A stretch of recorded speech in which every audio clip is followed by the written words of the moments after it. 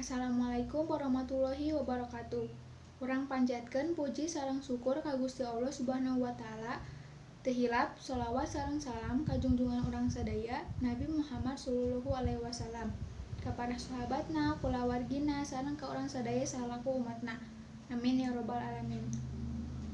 Tepangkeun simkuring atira nasional lintang ngagem pancen janten panumbu catur.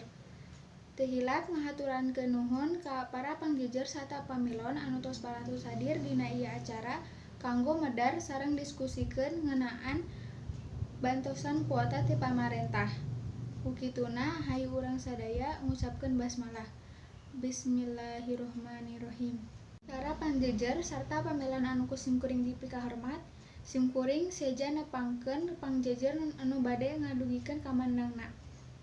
Pangjejer anu kahiji nyaeta Bapak Endi Afandi SPD salaku Wakasek Kesiswaan SMA Negeri 1 Majalengka. Anu kadua nyaeta Bapak Nanang Sunarta SPD MPD salaku anu masihan terang info bantosan kuota ti pamarentah. Sumangga ka Bapak Endi Afandi SPD ngadugikeun kamandangna.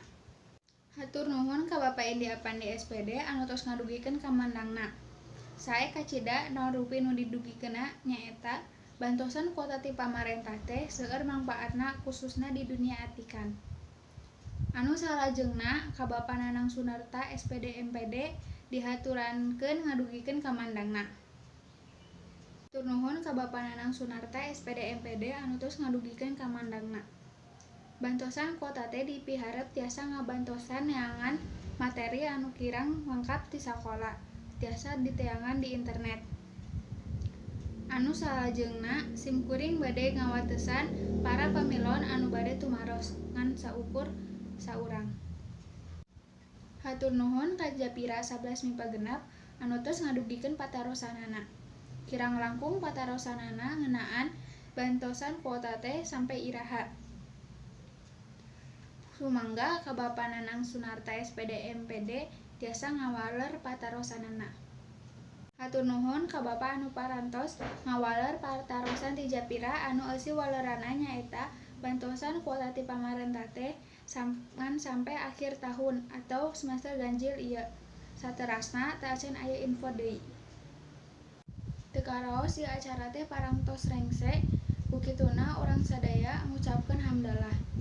Alhamdulillahirabbil alamin. Simkuring salaku panumbu catur hapunten anu kasuhun bila aya cariosan anu kirang merenah ka hadirin sadaya. Mung sakitu anu dipikahatur. Tur hatur nuhun ka parhatosan sadaya. Wassalamualaikum warahmatullahi wabarakatuh.